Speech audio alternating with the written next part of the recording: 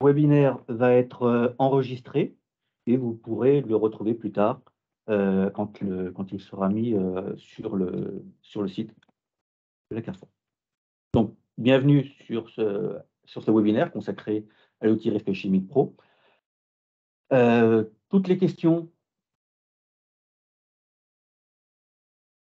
Vous pourrez poser toutes vos questions en fait en anglais en haut. Si vous voyez à côté de participants, vous avez un onglet conversation. Donc, n'hésitez pas à poser vos questions. Nous y répondrons plutôt Jean-Marie répondra à la fin de sa présentation. On se laisse 20 minutes pour répondre à toutes vos questions. Nous vous invitons également à couper vos micros et caméras.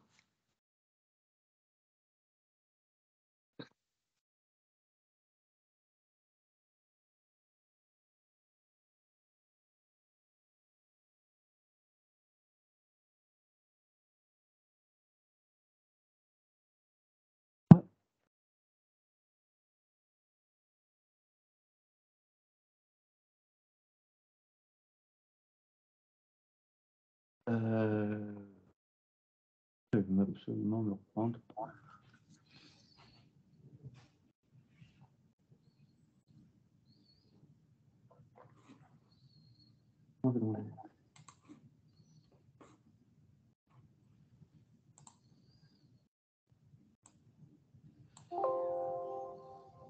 Je suppose que vous voyez 2 écrans. Oui, là, on a une présentation, on a 2 écrans, Jean-Marie. Moi, tout à l'heure, ça marchait.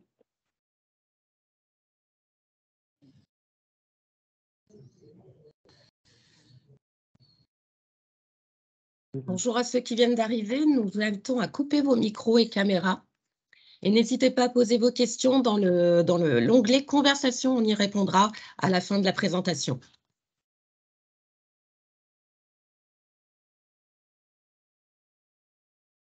Ouais.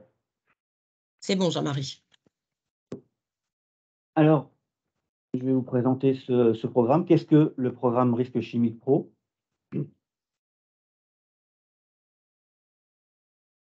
Tout d'abord, dans le but de ce webinaire, l'objectif sera quand même de repositionner dans un premier temps le risque chimique. Comment on peut agir, avec quels outils on peut agir sur ce risque chimique. Une présentation sera faite, je vous ferai une présentation de l'outil Risque Chimique Pro sur le site en lui-même. Et puis ensuite, l'offre de services complémentaires, donc ce sera qui est offerte par l'assurance risque professionnel, l'assurance maladie risque professionnel, et puis au sein de la CARSAT Centre-Ouest. Et comme nous vous l'indiquions, donc vous mettez vos questions dans le fil de discussion et nous répondrons à vos questions en fin de webinaire. Alors, le risque chimique, les expositions, les conséquences. Dans un premier temps, qu'est-ce que le risque chimique? À quoi est-on exposé? Alors, dans le cadre des enquêtes Summer qui sont réalisées de manière récurrente, tous les 4, 5, 7 ans, un tiers des salariés sont exposés à au moins un produit chimique.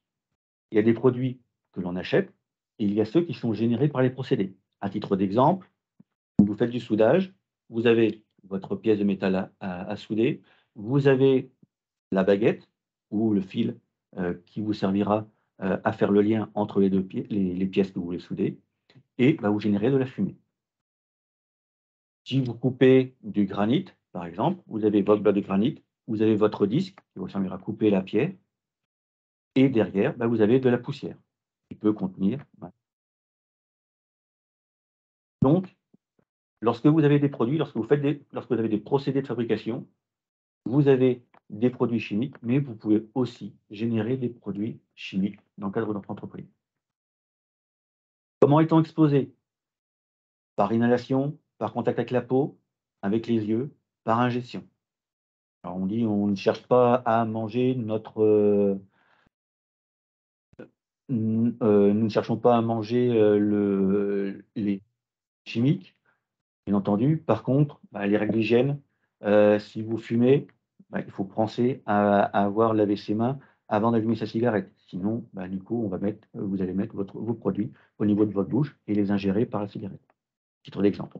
Pareil, si, il y a un verre d'eau ou, de la nourriture dans l'atelier et que ceci est mangé. Alors les conséquences, bah, conséquences immédiates, une intoxication, une brûlure, une asphyxie, ça, c'est un accident de travail. Ça peut être des conséquences en différé, de l'allergie, de l'asthme, du cancer. Là, dans ce cadre-là, on est sur une maladie professionnelle. Si la première cause de maladie professionnelle, la première cause de maladie professionnelle, ce sont les troubles musculo-squelettiques, ensuite vient tout ce qui est lié aux produits chimiques. Et puis, il ne faut pas oublier que le risque chimique, ça peut aussi conduire à des accidents industriels, les incendies, les pollutions, les explosions. Alors, lorsqu'on est exposé à des produits chimiques, là, je vous ai rapporté, vous avez le lien en dessous. Une personne dans la salle d'attente. Vous avez le lien, en dessous, d'une présentation qui reprenait tous les résultats sur les produits chimiques depuis 1994. Donc, pour ce qui est de l'exposition à au moins un produit chimique, on est plus ou moins stable. On est toujours sur un tiers de la population qui est exposée. Être exposé à au moins un produit chimique, 10 heures ou plus, il y a une baisse, passer de 13% à 9%. Exposition à au moins 3 produits chimiques, hein, c'est à peu près stable, toujours entre 10 et 15%. Et exposition, alors depuis 2003 que ces résultats sont publiés, exposition à au moins un produit cancérogène, et bien là, une petite baisse également. On est passé de 14 à 10%. Alors, que révèlent ces résultats globaux? Il n'y a pas une évolution, si on regarde juste sur l'évolution à au moins un produit chimique, il n'y a pas une évolution phénoménale, mais en fait, si on regarde un peu plus profond, un peu plus précisément, pour l'exposition à au moins un produit chimique, on est, bien, comme je vous disais, toujours sur un tiers des salariés qui sont exposés, sur tous les salariés. Par contre, sur des domaines d'activité comme les employés de commerce, les services, eh bien, il y a une forte augmentation, on passe de 39% à 46% de ces personnes qui sont exposées à des produits chimiques. Et puis, l'exposition à un solvant, c'est la même chose, le même constat, c'est les employés de commerce et les services où l'exposition augmente de manière très importante. Et comme je vous le disais, ne pas oublier le risque incendie, le risque explosion.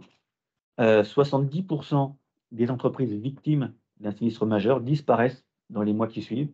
Donc le risque chimique est un risque pour les salariés, mais aussi un risque pour les entreprises.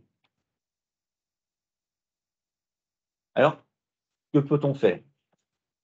L'assurance maladie a créé l'outil Risque Chimique Pro. Ce programme de prévention, quel est son but?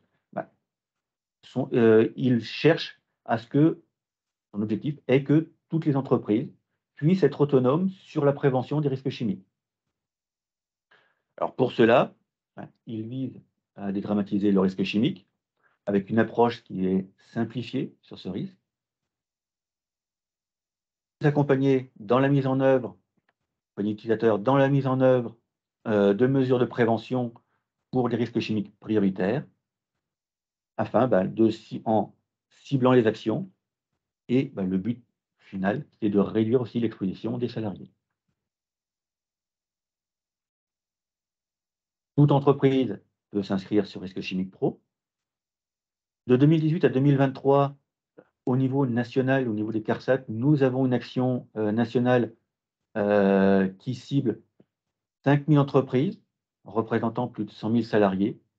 Alors, les secteurs les plus ciblés, 80% de la cible, ce sont les ateliers de réparation automobile, le BTP, les centres de contrôle automobile, l'industrie, l'usinage, tout ce qui est mécanique, la menuiserie et les métiers du bois, et puis les soins et les analyses, pour tout ce qui est laboratoire et établissement de soins.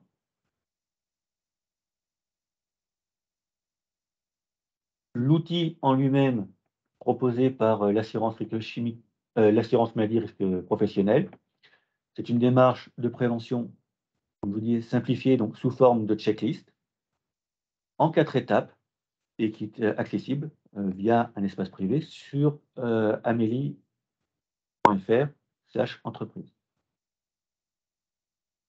4 étapes, initiez votre démarche, définissez votre plan d'action, déployez vos actions et puis pérennisez vos actions. Alors, ce que je vais faire, c'est que je vais directement vous présenter le logiciel. Nous avons créé une petite entreprise. Vous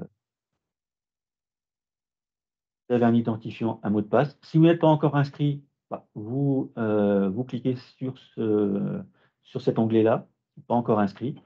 Ça vous permet de rentrer les premiers éléments.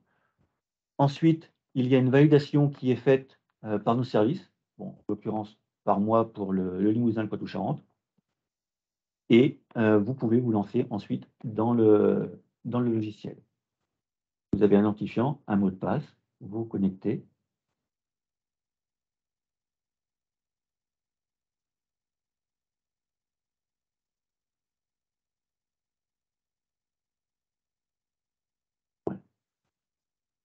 Là, en l'occurrence, n'ayant pas mis à jour mon profil, ça me le demandera à chaque démarrage.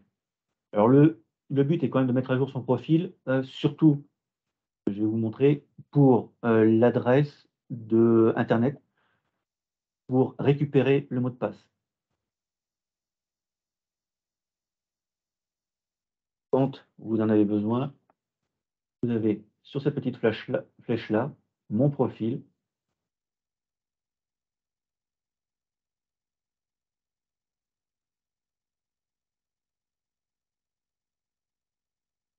Et là, j'ai mes identifiants que j'ai créés pour l'occasion. Et ensuite, voilà, j'ai pas tout complété dans le cadre de cette entreprise. Et complété.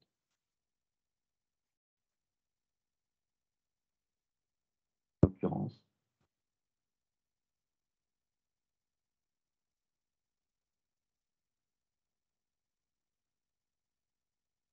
Et là, mon mot de passe, je peux changer mon mot de passe. Je peux même conseiller de le faire puisque pour le moment, c'est une adresse générique, c'est un mot de passe générique qui est créé à l'origine, plus ou moins compliqué.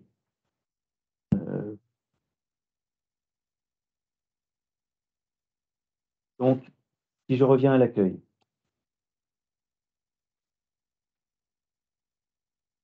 parcours en lui-même, la page d'entrée, vous avez une présentation du site, le parcours, l'état d'avancement global du parcours.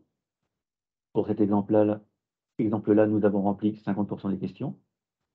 Vous avez pour chaque étape l'état d'avancement, initialisation, tout n'a pas été fait, plan d'action, tout a été complété, mise en œuvre, il en manque un petit morceau, puis pérennisation.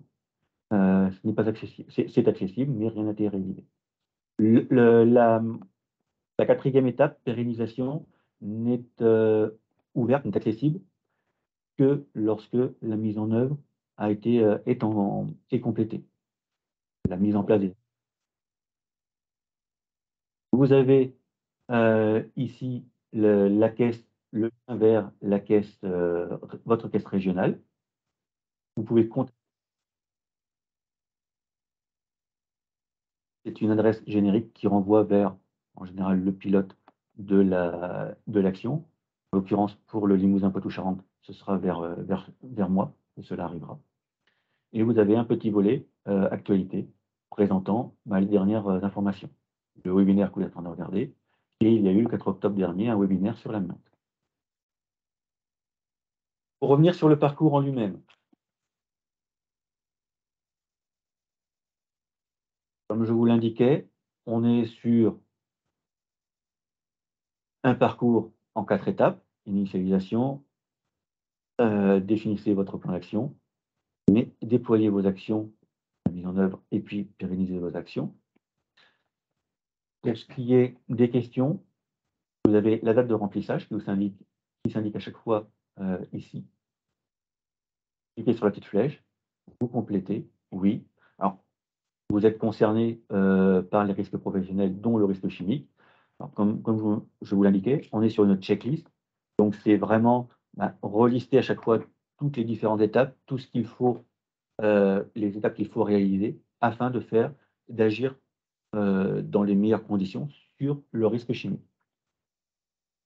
Donc et ici, vous avez, si vous n'avez pas, si vous voulez plus d'informations, vous pouvez avoir un outil d'aide au repérage en utilisant des mots-clés sur votre secteur d'activité ou le type de produit que vous utilisez et ça vous permettra d'avoir des informations, sur sur votre exposition, sur les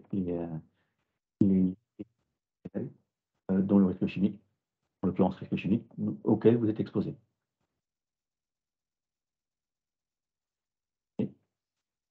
Donc ici, par exemple, vous connaissez les principaux risques chimiques de votre profession, de votre secteur. C'est une checklist, c'est bien fait. Vous dites oui, vous enregistrez. Vous pouvez consulter, en ligne toujours le site de l'INRS, ce sont les liens hypertextes qui vous y amènent à chaque fois et si vous voulez plus d'informations et puis vous enregistrez.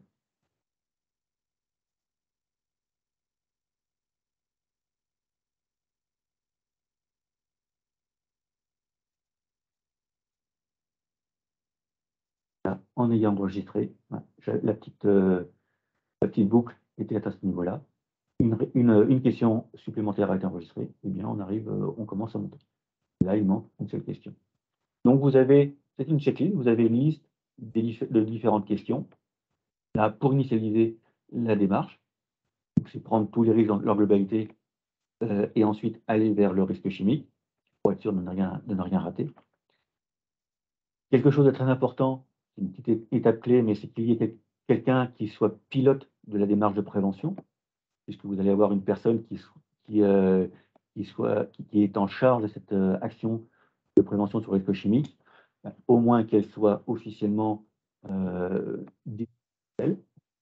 Là, c'est oui ou non. Alors, le pilote a déjà été renseigné dans le profil, eh bien, là, vous pouvez l'avoir, vous cliquez sur profil et vous remplissez, les éléments dedans pour que ce soit nominativement, indiqué. Autre question, le médecin du travail est informé de votre démarche et les instances représentatives du personnel le sont également, si elles sont présentes. Alors ici, le cas où il n'y avait pas d'instance représentative du personnel, une entreprise de 3 salariés tout à fait, on peut joindre le PV de carence, par exemple, s'il n'y a pas du tout d'éléments. Et puis, le médecin du travail, donc la médecine du travail a été informée. Alors pourquoi informer la médecine du travail? Tout simplement parce que le service de santé au travail, heu, suit la santé, de tous les salariés. Eh bien, s'il y a une action sur le risque chimique, ça peut également intéresser afin qu'il approfondisse, les diagnostics qui ont été réalisés et oriente les choix que vous pourriez réaliser. Et à titre d'exemple, pour les choix, c'est est-ce que vous possédez toutes les fiches de données de sécurité, de vos produits? Oui ou non? Bien, les fiches de données de sécurité, vous devez les transmettre à votre médecin du travail afin qu'il puisse lister, avoir tous les éléments, en fait, afin qu'un intervenant en prévention des risques professionnels au sein du service de santé au travail, décortique toutes les fiches de données de sécurité et signale au médecin du travail: «Là, il y a un problème, là, il y a un risque, là, ça va, là, ça ne va pas». Donc ça vous permettra d'avoir un retour complémentaire et très pertinent sur, les risques de santé pour vos salariés. Donc à chaque fois que vous complétez, vous cliquez sur enregistrer et vous pouvez passer sur l'étape suivante en cliquant sur le rond en haut.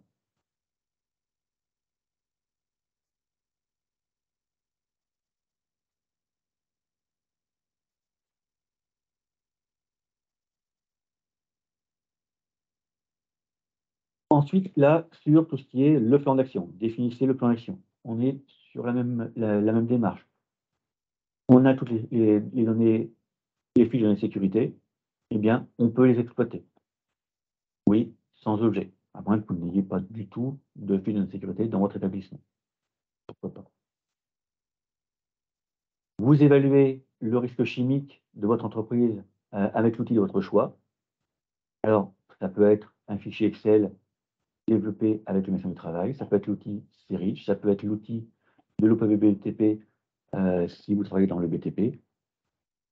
Aussi indiquer qui a réalisé l'évaluation du risque professionnel et puis la date de réalisation. Elle doit être réalisée toutes les années, tous les ans, mise à jour tous les ans. Définissez les priorités d'action avec un échéancier. Là, par exemple, dans l'évaluation, il y avait un produit qui posait un gros problème. Intensité du risque et la date à laquelle vous souhaitez résoudre ce problème, voir s'il y a une substitution qui est réalisable. Et puis, vous informez les salariés sur les risques professionnels, les risques chimiques auxquels ils sont exposés. Alors, l'évaluation du risque chimique, comment s'y prendre, que regarder?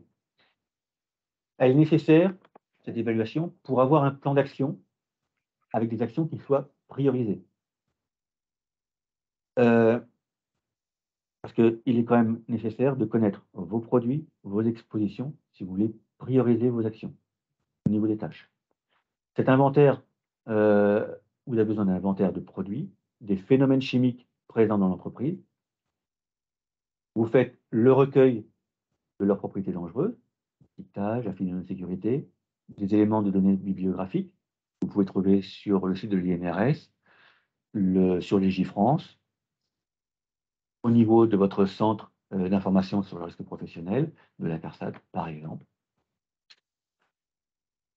La prise en compte de leurs usages, les volumes mis en œuvre, les fréquences d'utilisation, le nombre de salariés exposés, les mesures de prévention effectives. Vous pouvez avoir un produit qui est très dangereux, mais qui est utilisé où aucun salarié ne peut être mis en contact parce que tout est fait en vase clos. Donc, différents éléments qui peuvent être considérés. Les éléments sont hiérarchisés, les priorités d'action, de prévention. De l'assurance maladie risque professionnel, il y a l'outil CERICH qui a été mis en place en partenariat, c'est un partenariat assurance maladie risque professionnel, l'INRS, la Direction générale du travail, le CNPA, France Chimie, l'UEMM, le CIPED et la MSA.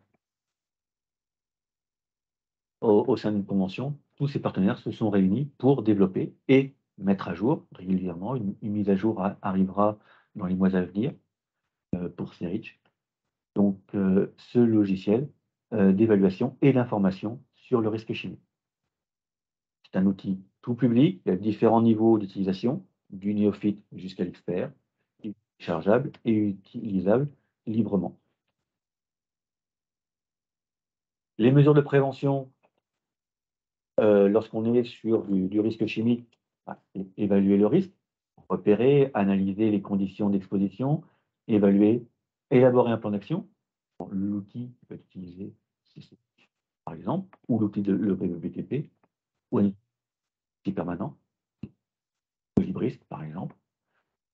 On peut mettre en œuvre un plan d'action par une substitution, par une suppression, une substitution, des protections collectives, un système clos, de la mécanisation, de l'encoffrement, une ventilation, un assainissement de l'air, des protections individuelles, des mesures d'hygiène et d'urgence, et puis la formation et l'information des salariés.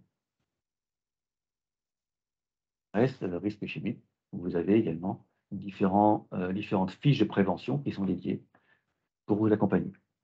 Et puis, bien entendu, dès que vous mettez en place une action de prévention, eh bien, il faut contrôler l'efficacité des actions menées et leur pérennité.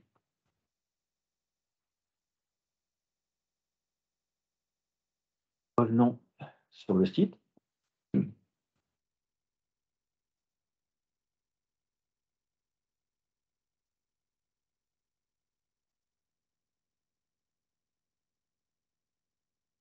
fois que vous avez fait votre évaluation de risque chimique, que vous avez défini votre priorité d'action, que vous mettez en place ces actions, eh bien, vous avez effectivement la mise en œuvre. La mise en œuvre, en quoi consiste-t-elle?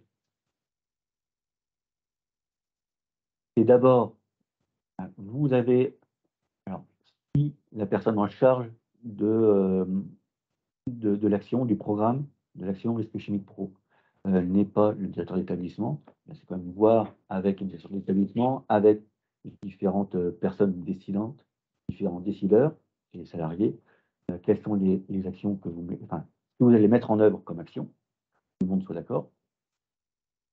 Vous vérifiez l'efficacité des mesures de prévention mises en œuvre. Là, en l'occurrence, on a pu trouver pour ce produit-là un remplacement, un autre produit, où il n'y a pas, par exemple, il pouvait y avoir une des substances composantes de ce produit qui était classée cancérogène ou mutagène ou reprotoxique, un A ou un B, dans des proportions plus ou moins grandes. Eh bien, on a trouvé un autre produit qui n'en contenait pas. La vérification de l'efficacité, si par exemple un dispositif de ventilation, de captage, ça aurait été des prélèvements atmosphériques et puis les mesures aéroliques qui ont été réalisées. Et puis la date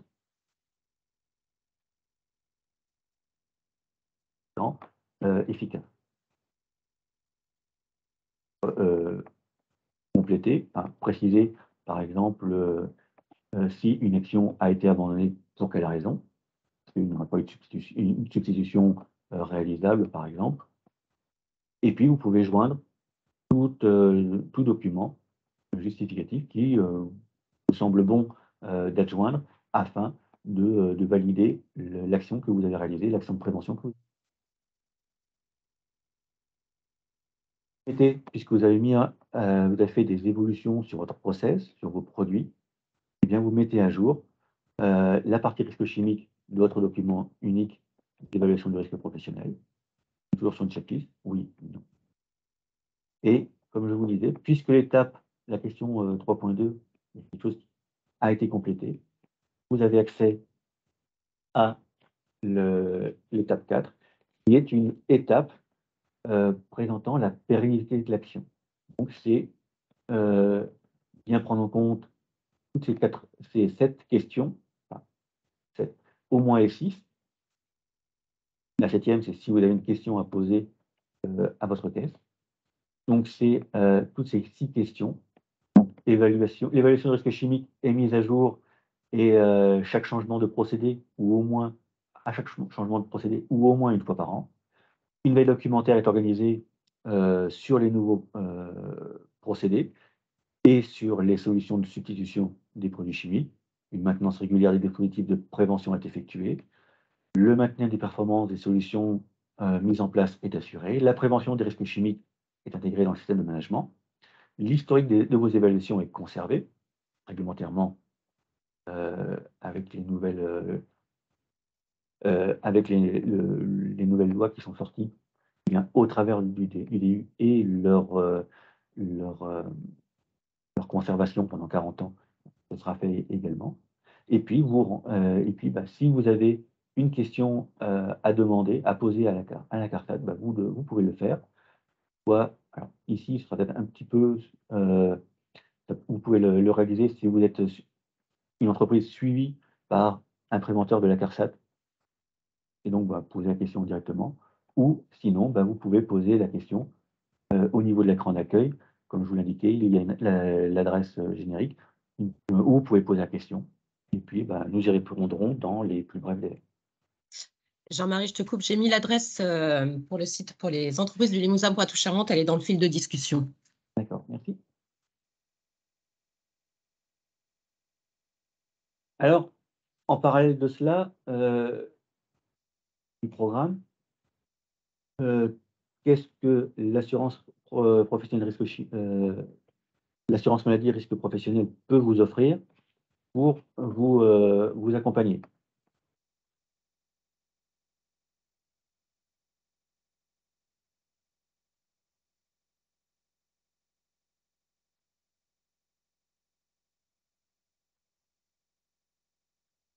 Alors, pour être, dans le cadre du programme, vous avez toutes les aides financières. Là, c'est le lien, pour le Limousin Poitou-Charentes.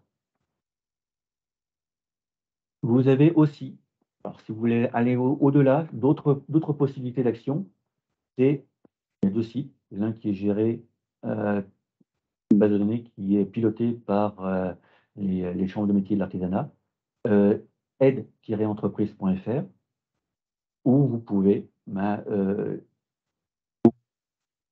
votre entreprise, on rentre le SIRET et la localisation, selon votre besoin de financement, le site vous liste les, dispositifs que vous pouvez solliciter.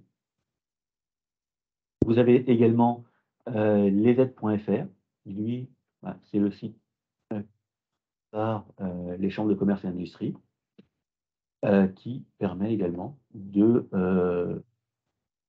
faire votre recherche, d'aide financière selon ce que vous souhaitez. C'est, pour, Risque Chimique Pro, il y a également, des outils accessibles en ligne. Le site Amélie, Entreprise, avec la démarche, qui est présentée en images, des témoignages d'entreprise, des tutoriels de connexion à espace dédié. Vous avez l'évaluation de risque, chimique, c'est REACH. Vous avez aussi l'outil de l'OPPBTP pour faire l'évaluation de risque chimique. Toute la documentation de l'INRS, les brochures, les guides de ventilation, les vidéos, les fiches. Vous avez aussi toutes les formations, les auto-formations en ligne de l'INRS. Là, je vais vous les lister, sur acquérir une notion de base sur, les produits chimiques, auto-formation en ligne, évaluer, les risques liés aux agents chimiques. Ça, c'est une formation accompagnée à distance. Vous avez évaluer et, prévenir les risques liés aux agents chimiques, une formation mixte en présentiel et en distanciel. Et puis, vous avez prévenir, les risques liés aux agents chimiques et pour les préventeurs qui souhaitent construire une démarche de prévention sur les risques chimiques. Ensuite, vous avez d'autres, formations qui sont plus dédiées, sur le risque chimique, plus dédiées à des personnes qui ont besoin, propres de personnel sur leur formation, leur activité. Et puis, vous avez également tous les webinaires. Les webinaires, vous pouvez les obtenir dans, les actualités, sur votre page, sur le site Risque Chimique Pro.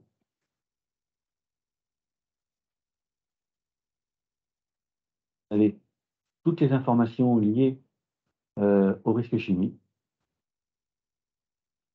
financières. Alors, les aides financières des CARSAT, normalement, s'arrêtent à la fin de l'année, parce que nous sommes sur des programmes pluriannuels qui se terminent, dont un qui se termine à la fin de l'année. Elles redémarreront, donc il faudra suivre les dates de financières dans leur état actuel ou modifiées dans le courant de l'année 2023. Et voilà, vous avez, les liens vers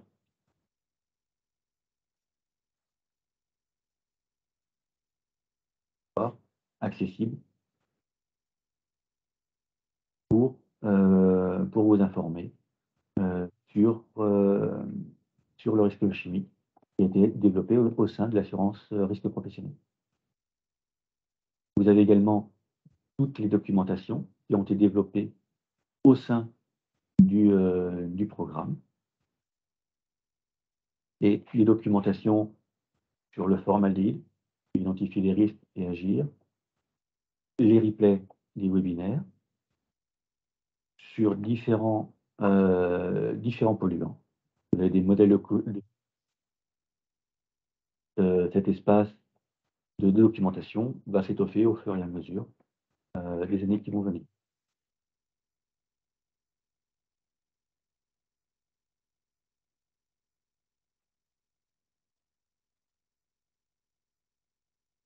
Pour ce qui est des formations, vos caisses, vos différentes caisses, il y a certaines entreprises qui ne sont pas au niveau du centre-ouest, ont des services de formation, peuvent vous accompagner sur des formations.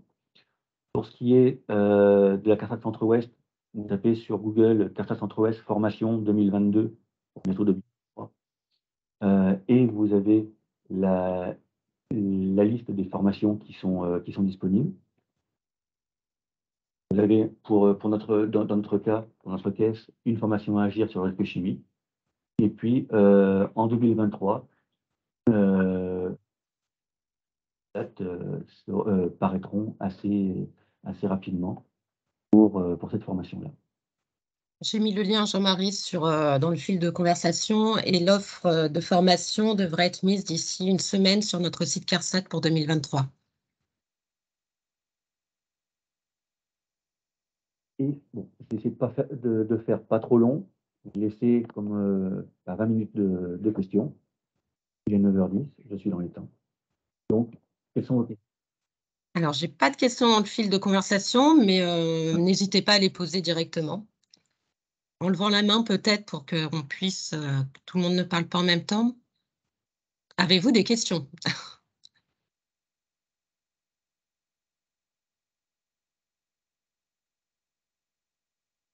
Est-ce que vous voulez revenir sur un point de présentation de l'outil? L'accompagnement.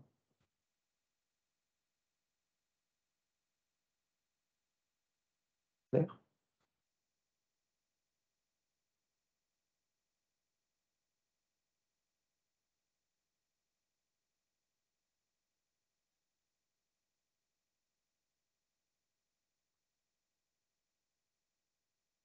Est-ce que vous connaissiez l'outil Risque Chimique Pro? Est-ce que vous êtes inscrit sur ce site?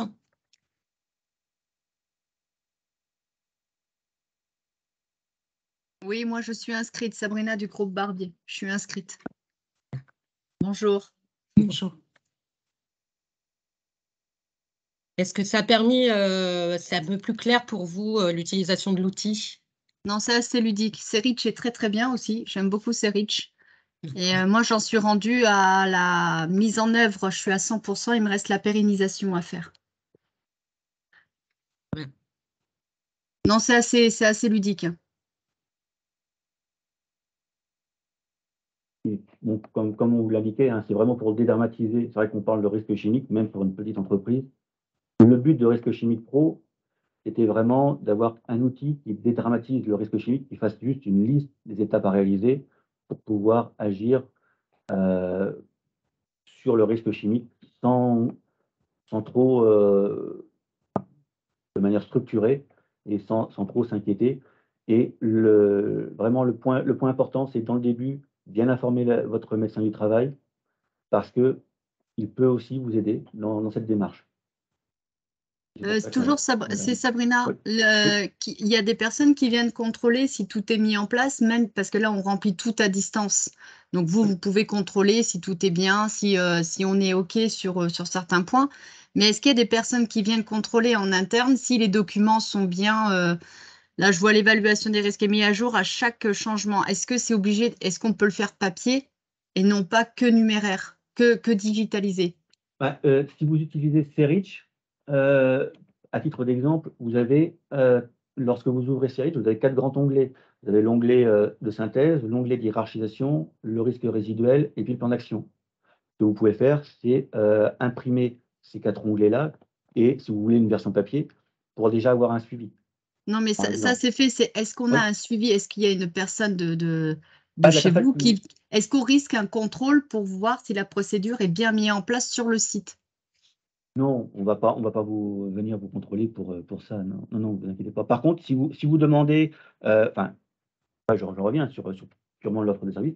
Si vous avez la moindre question sur un système de ventilation, sur un choix entre 2 systèmes de ventilation, des types de captage, des choix sur, j'ai eu déjà le cas sur une substitution. N'hésitez pas, vous pouvez nous contacter et on cherchera à vous répondre très rapidement pour mieux vous orienter ou que vous fassiez le choix le plus adapté. Ça peut être, alors, pour avoir déjà eu le cas, la discussion il y a quelque temps, il y a un peu plus d'1 an maintenant, avec une entreprise. C'était un système de ventilation qui était un petit peu cher. Par contre, quand on regardait ce qu'un fournisseur lui avait proposé, en l'occurrence, il fallait changer des filtres de manière très récurrente. Et au final, au bout de 5 ans, c'était le système qui semblait moins cher au début, mais avec tous les consommables, devenait plus cher qu'un système fixe de grande capacité, tel qu'on le présentait initialement et vers quoi on les orientait initialement. Donc c'est vrai que notre discussion, elle est sur le plus efficace, mais aussi, on prend, aussi, on garde aussi en tête, sur la durabilité de l'action et l'intérêt pour l'entreprise. Et pour ajouter, vous avez des préventeurs, ce qu'on appelle contrôleurs de sécurité, préventeurs qui sont là pour vous accompagner. Je ne sais pas si vous connaissez celui de votre secteur, mais vous pouvez poser la question sur l'adresse mail qu'on vous avait mis, risquechimiquepro@carset-du6 centre-ouest.fr pour connaître le nom du préventeur sur votre secteur.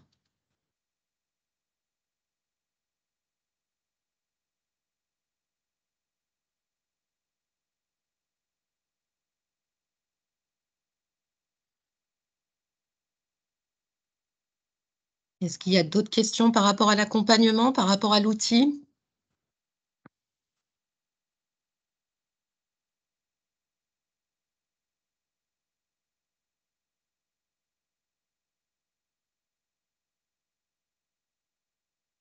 Donc, en revenant sur le webinaire, vous pourrez retrouver tous les liens qui vous ont été présentés par rapport à la présentation, tous les liens qui vont directement sur le risque chimique pro, soit l'offre de service CNRS, soit celle proposée par l'assurance maladie.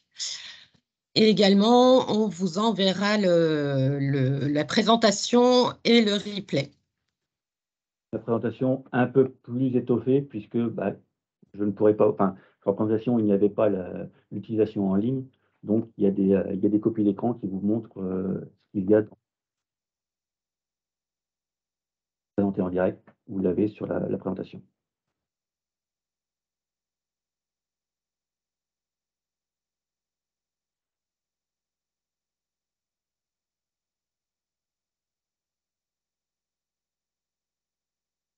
Plus de questions, je vous remercie.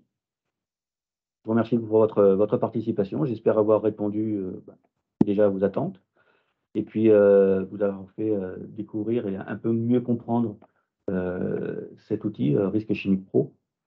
Et puis, comme je vous l'indiquais, n'hésitez pas à revenir vers moi, soit par l'adresse, soit vers votre préventeur de secteur, votre contrôleur de sécurité, l'ingénieur conseil de secteur, ou via l'adresse générique pour si vous avez la moindre question, sur le risque chimique, sur l'outil, n'hésitez pas à revenir vers nous et nous vous.